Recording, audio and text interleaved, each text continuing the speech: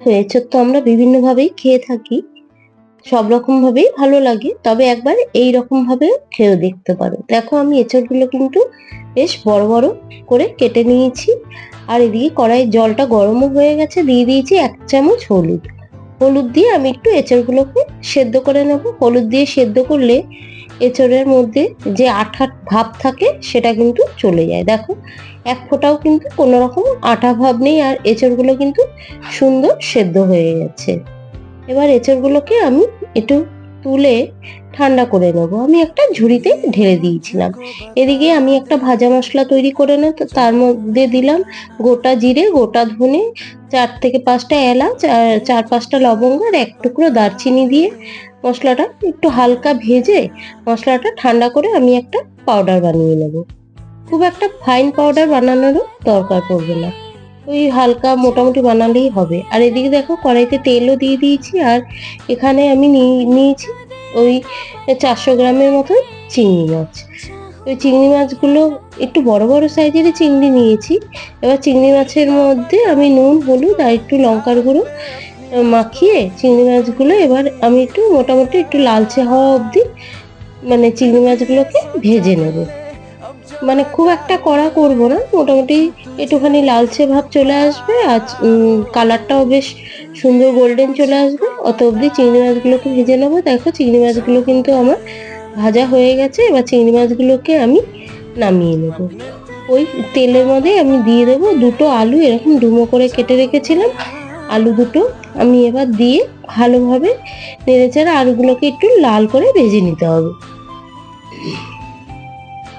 আলুগুলো কিন্তু আমার মোটামুটি লাল করে ভাজা হয়ে গেছে।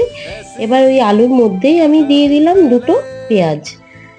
আমি কিন্তু আলুগুলো আর এক্সট্রা ভাবে কোনোভাবে তুলে রাখার দরকার পড়বে না, কেন একবারে দিয়ে দিলে আলুটা সেদ্ধ হয়ে যাবে। দেখো পেঁয়াজটাও ভাজা হয়ে গেছে। এর মধ্যে আমি দিয়ে দিলাম 2টো টমেটো, আর আদা রসুন একবারে আমি পেস্ট বানিয়ে নিয়েছিলাম। সেই পেস্টটাই এবার এই আলুর মধ্যে দিয়ে একটুখানি ভালোভাবে কষিয়ে নেব। আর এখানে কিছু গুঁড়ো মশলাও দিয়ে দেবো। গুঁড়ো মশলার মধ্যে দেবো ওই 1 চামচ হলুদ গুঁড়ো, 1.5 চামচ লঙ্কার গুঁড়ো, আর স্বাদ মতো নুন, আর 1/2 চামচ চিনি। আমি কিন্তু খুব একটা এখানে গুঁড়ো মশলা ইউজ করব না, আমি এই অল্প মশলার মধ্যে পুরো রান্নাটা করে নেব। এবার মশলাটা দিয়ে ভালোভাবে কিন্তু মানে কষিয়ে নেব। দেখো মশলাটা দিয়ে ভালোভাবে তেল ছেড়ে গেছে।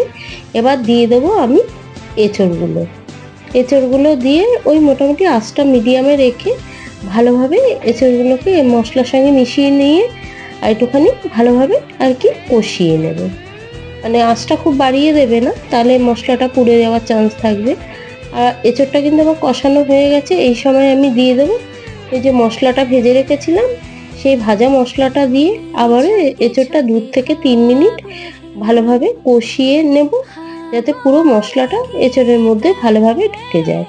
এবার আমি জল এখানে দিয়ে দেবো। ওই মিক্সিটা ধুয়ে কিছুটা জল দিয়ে দিয়েছিলাম, আরও একটু জল আমার লাগবে। আর একটু জল, দেখো ঝোলটা তোমরা যে যা পছন্দ অনুযায়ী দেবে। দেখো ঝোলটা কিন্তু ফুটে উঠেছে। আর এখানে আমি দিয়ে দিলাম ভেজে রাখা চিংড়ি মাছগুলো দিয়ে এবার আরও কিছুক্ষণ আমি ফুটিয়ে নেব।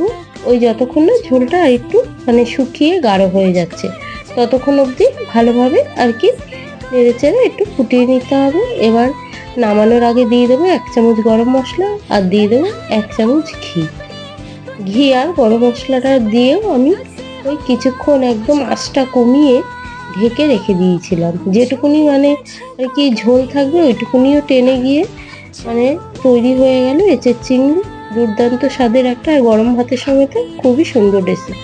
ভিডিওটা ভালো লাগলে লাইক করবে আর পেজটিকে ফলো করবে।